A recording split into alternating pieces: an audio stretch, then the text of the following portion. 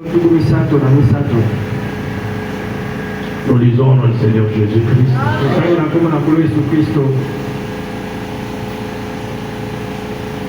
Le verset 22, nous lisons. Aussitôt, après, il obligea les disciples de monter dans la barque, à passer avant lui de l'autre côté.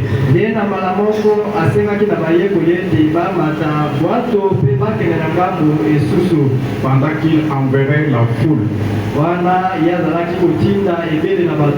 Quand il lui envoyait, il monta sur la montagne pour prier à l'écart.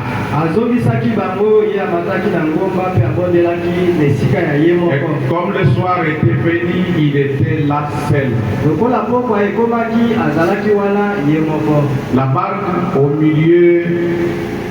La barque déjà au milieu de la mer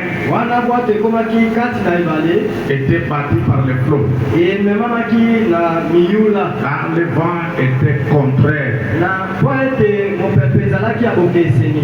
À la 4e veille de la nuit, Jésus alla vers eux marchant sur la mer.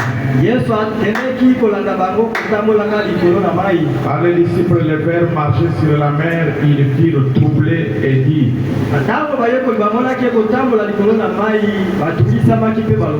un fantôme. Et dans leur frayeur, ils poussèrent des cris. Jésus leur dit aussitôt: rassurez-vous, c'est moi. N'ayez pas peur. Et Pierre lui répondit: Seigneur, si c'est toi, ordonne que j'aille vers toi sur les eaux.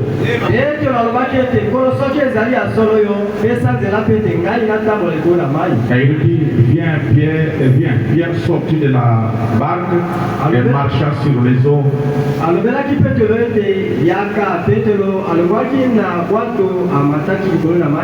Pour aller vers Jésus.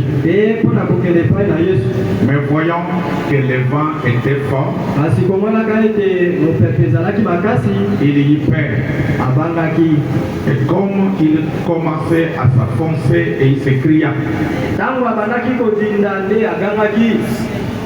Seigneur, sauve-moi. Aussitôt Jésus étendit la main, les saisit et lui dit: homme de peu de foi, pourquoi as-tu douté? Et ils montèrent dans la barque que le vent cessa. Ceux qui étaient dans la barque vinrent se prosterner devant Jésus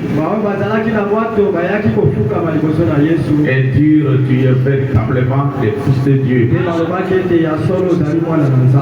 Dieu notre Père et notre Roi,